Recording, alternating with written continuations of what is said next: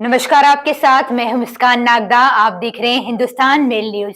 अब होगी मुद्दों की बात सच के साथ। इंदौर में पिछले दिनों तेल कारोबारी के साथ हुई लाखों रुपए की लूट के मामले में क्राइम ब्रांच द्वारा मुखबिर की सूचना के आधार पर 4 युवकों को गिरफ्तार किया गया है, जिनके पास से 70,000 नगद सहित लूट में प्रयोग किए वाहन को जब्त किया गया है। इंदौर में लगातार लूटपाट की घटनाएं सामने आ रही है और इसी तारतम्य में क्राइम ब्रांच द्वारा मुखबिर की सूचना के आधार पर लसूड़िया थाना क्षेत्र में पिछले दिनों तेल कारोबारी की रेकी करने के बाद 2 लाख रुपए नगद लूट करने वाले 4 बदमाशों को गिरफ्तार किया गया है, जिनके नाम संजय, कुलदीप, अशोक और नीतीश बताए जा रहे हैं। बदमाशों से पूछताछ में खुलासा हुआ है कि जल्द अमीर बनना और अपने शौक पूरे करने के लिए व्यापारी की करीबन 15 दिनों तक रेकी करने के बाद घटना को अंजाम दिया गया, तो वहीं लूटे हुए रुपयों का अधिकांश हिस्सा अपनी अय्याशी शौक पूरे करने में युवकों द्वारा उड़ा दिए गए। पुलिस ने युवकों के पास से 70,000 नगद बरामद कर लिए हैं और शहर के विभिन्न क्षेत्रों में हुई लूट की वारदात के बारे में पूछताछ के साथ ही युवकों के पुराने रिकॉर्ड पुलिस खंगालने में जुटी हुई है। जो आरोपी हैं उनसे पूछताछ में कुछ नकदी का पता चला है और बाकी भी जो पूरी राशि लूट गई है उसको बरामद करने का प्रयास किया जा रहा है। इसके अलावा उनका कोई पहले भी उन्होंने घटना की है या कोई उनकी आगे की मंशा ऐसी रही है, इस संबंध में भी पूछताछ किया जा रहा है। साथ ही साथ इसका डॉक्यूमेंटेशन भी किया जाएगा। वो जहाँ के रहने वाले हैं संबंधित थाने को भी इनके बारे में अवगत कराया जाएगा और जो भी जांच में तथ्य आएंगे उससे आगे कार्रवाई की जाएगी। इंदौर क्राइम ब्रांच ने कार्रवाई करते हुए ऑनलाइन जॉब के नाम पर ठगी करने वाले पंजाब के शातिर ठग गिरोह के 2 आरोपियों को पकड़ने में सफलता हासिल की है। पकड़े गए आरोपियों ने shine.com पर इजी वे पब्लिकेशन कंपनी के माध्यम से विज्ञापन का कॉन्टैक्ट नंबर देकर फरियादी से संपर्क करने के बाद ठगी को अंजाम दिया।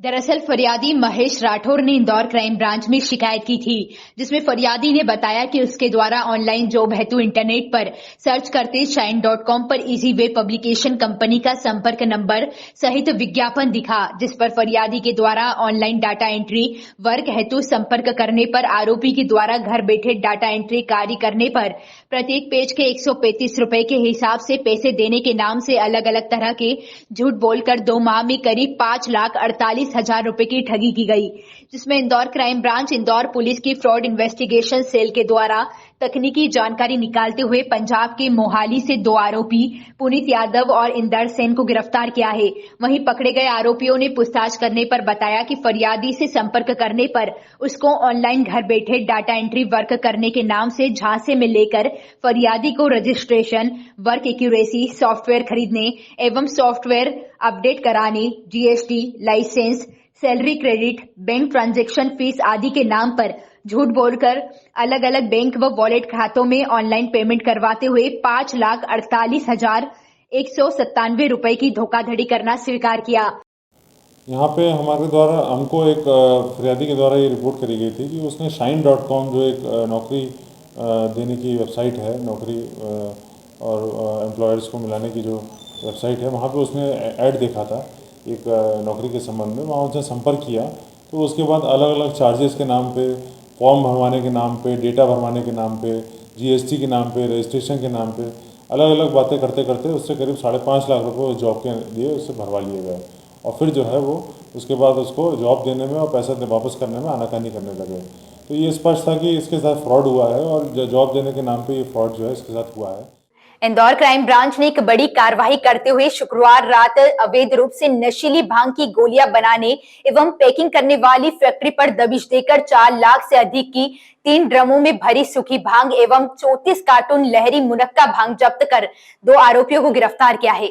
दरअसल इंदौर क्राइम ब्रांच को मुखबिर से सूचना प्राप्त हुई कि थाना तेजाजी नगर क्षेत्र की झाबुआ मल्टी के पास शुक्ला फार्मेसी में आयुर्वेदिक दवाओं के नाम से कुछ लोग अवैध रूप से भांग पैकिंग कर बेचने के लिए बना रहे हैं, जिस पर क्राइम ब्रांच और थाना तेजाजी नगर पुलिस के द्वारा संयुक्त कार्रवाई करते हुए उक्त फैक्ट्री पर छापामार कार्रवाई करते हुए फैक्ट्री संचालक रोशन लाल वैष्णव और उसके भतीजे शैलेश वैष्णव को गिरफ्तार किया है। पकड़े गए आरोपियों से पुलिस ने 4 लाख से अधिक की 3 ड्रमों में भरी सूखी भांग एवं 34 कार्टून लहरी मुनक्का भांग जब्त की है। वहीं पकड़े गए आरोपियों ने पूछताछ में बताया कि अवैध रूप से तैयार लहरी मुनक्का भांग की गोलियों को पैकिंग कर देश के विभिन्न राज्यों में सप्लाई किया जाता है।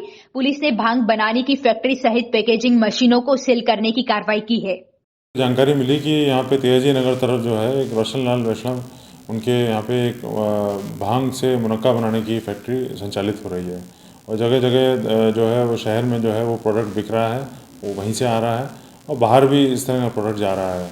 इस संबंध में छापामार कार्रवाई करते हुए इसमें करीब लगभग 4 ड्रम सूखा भांग और लगभग 4.5 लाख रुपए का जो है मुनक्का भांग ये पकड़ा गया है और तेजाजी नगर थाने पे ये कार्रवाई इसमें आगे चल रही है। इस तरह के जितने भी जो अवैध जो ये जगह हैं जहाँ पर भांग से मुनक्का बनाने का प्रोडक्ट जो है बनाया जा रहा है, विक्रय किया जा रहा है और सप्लाई किया जा रहा है, ऐसे सभी जगहों पर हम लोग नज़र बनाए हुए हैं और लगातार कार्रवाई करते रहेंगे। रविंद्र नाट्य गृह में मदरलैंड हाई सेकेंडरी स्कूल का वार्षिक उत्सव मनाया गया। स्कूल के डायरेक्टर सुरजीत वालिया ने बताया कि स्कूल के नन्हे नन्हे बच्चों द्वारा देशभक्ति के गीतों व योग जैसे अनोखे कार्यक्रम प्रस्तुत किए। मुख्य अतिथि के रूप में इंदौर के महापौर पुष्यमित्र भार्गव व विधायक रमेश मंडोला उपस्थित रहे। कार्यक्रम में प्रिंसिपल डायरेक्टर जसवंत कौर ने स्वागत किया। अब इसके बाद योगा परफॉर्मेंस वर्मा जिसकी तबीयत खराब है वो नहीं आ पाया।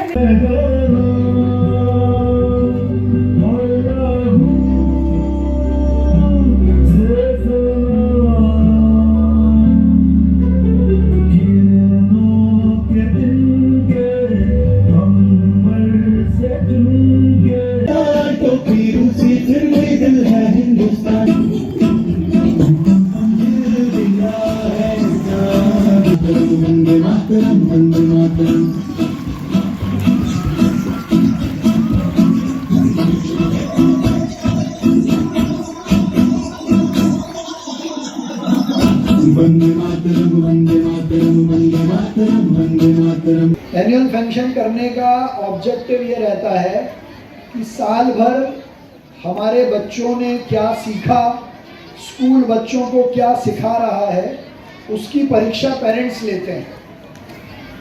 साल भर में एक बार आकर बच्चों का परफॉर्मेंस देखकर, उनका एकेडमिक का परफॉर्मेंस देखकर, तो ये कुल मिलाकर स्कूल की, स्टाफ की और मैनेजमेंट की परीक्षा है। मदरलैंड हाई स्कूल का ये वार्षिक उत्सव का कार्यक्रम बहुत ही प्रभावी था। जिस प्रकार से यहाँ के डायरेक्टर मैनेजमेंट ने बच्चों को तैयार किया है, चाहे शिक्षा के क्षेत्र में हो, संस्कृति के विषय में हो, चाहे खेलों को लेकर प्रोत्साहन हो, उसको लेकर पूरी टीम जो कि हमारे डायरेक्टर सुरजीत सिंह जी वालिया के नेतृत्व में काम करती है, उनको, उनकी पूरी टीम को मैं बधाई देता हूँ, शुभकामनाएं देता हूँ। नर्मदा जयंती के मौके पर शनिवार को शहर में नर्मदा कलश यात्रा निकाली गई। नदियों को जोड़ने की किसानों की महत्वाकांक्षी महेश्वर जानापाव उद्वन सिंचाई परियोजना के संदर्भ में पूर्व विधायक द्वारा यह कलश यात्रा निकाली गई है। पूर्व विधायक अंतर सिंह दरबार ने बताया कि नर्मदा जयंती के पावन पर्व पर प्रतिवर्ष अनुसार इस वर्ष भी स्थानीय ड्रीमलैंड चौराहे से मां नर्मदा की कलश यात्रा प्रारंभ हुई। कलश यात्रा में हजारों की संख्या में महिलाएं पीले रंग की एक समान वेशभूषा में शामिल हुई एवं मां नर्मदा का जल भरकर कलश लेकर यात्रा में चल रही थी।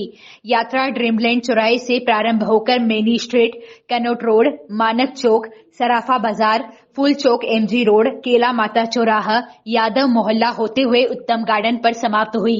यात्रा में मां नर्मदा की बड़ी प्रतिमा भी शामिल थी। साथ ही आगे आगे यात्रा में आदिवासी नृत्य की टोली नृत्य करते हुए चल रही थी। वहीं घोड़े, बैंड बाजे प्रमुख आकर्षण का केंद्र थे।